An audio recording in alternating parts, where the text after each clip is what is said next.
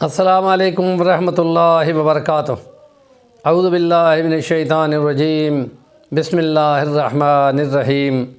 من ذا الذی یشفع عنده الا باذنہ،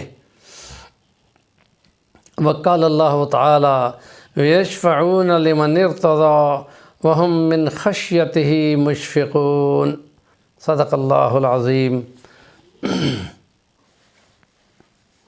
شفاعت، سفارش خدا کی رحمت کا ایک مظہر ہے، اور اس میں خدا پاک جن کے لیے چاہے گا ان کی شفاعت لائے گا اور ان کو جہنم سے یا جانے سے بچا لے گا، یا اگر کوئی جا چکے ہوں گے تو ان کو نکالنے کی سبیل کرے گا۔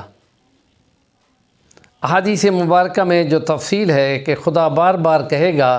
کہ جن کے دل میں رائی کے دانے بھی ایمان ہے اس کو بھی نکال لو، اور خدا اپنی خصوصی رحمت فرمائے گا کہ نیکوں نے بھی شفاعت کی، فرشتوں نے بھی شفاعت کی، نبی پاک نے بھی شفاعت کی، اور سب کی شفاعت کے بعد اب میں اپنی خصوصی مٹھی بھر کر خدا اپنی مٹھی بھر کے کچھ ایسے لوگوں کو جہنم سے نکالے گا جن کے دل میں رائی کے دانے برابر صرف ایمان ہوگا، عمل کوئی نہیں ہوگا، اور ان کو پھر نکالے گا۔ تو حدیثوں میں آتا ہے کہ حضرت جبرائیل نے خدا سے عرض کی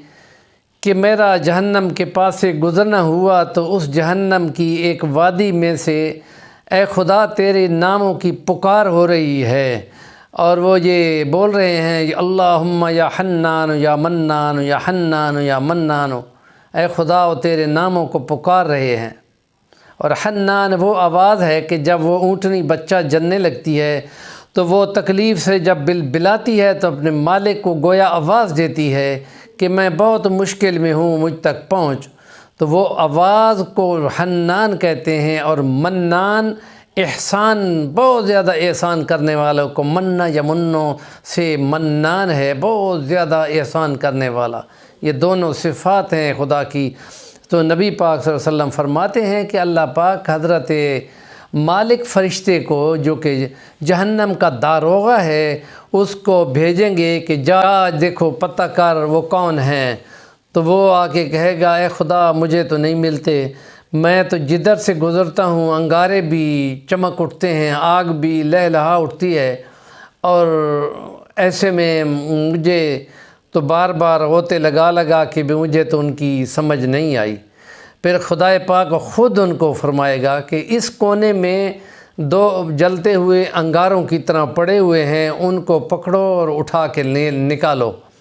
اور پھر وہ جب رہنمائی خدا کرے گا تو ان کو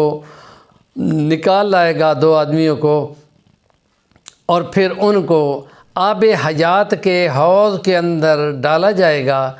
اور اوپر سے ایمان والوں کو بھی دعوت دی جائے گی کہ آؤ تم بھی ایک چلو پانی اس پہ پھینکو۔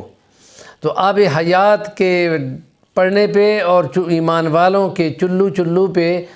اور کو خدا کے صفات بولنے پہ وہ بندے ایسے اگ آئیں گے جیسے فصل کا بوٹا اگتا ہے، اور وہ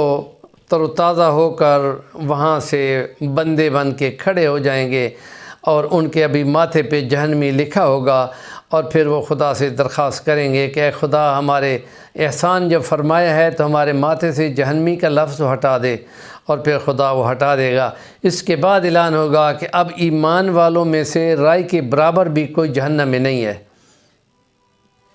صرف کافر اور مشرک اور منافق رہ جائیں گے۔ ہمارے چینل کا نام ہے صفی الوانی، ضرور سبسکرائب کریں اور کام کی بات کا کمنٹ دیا کریں۔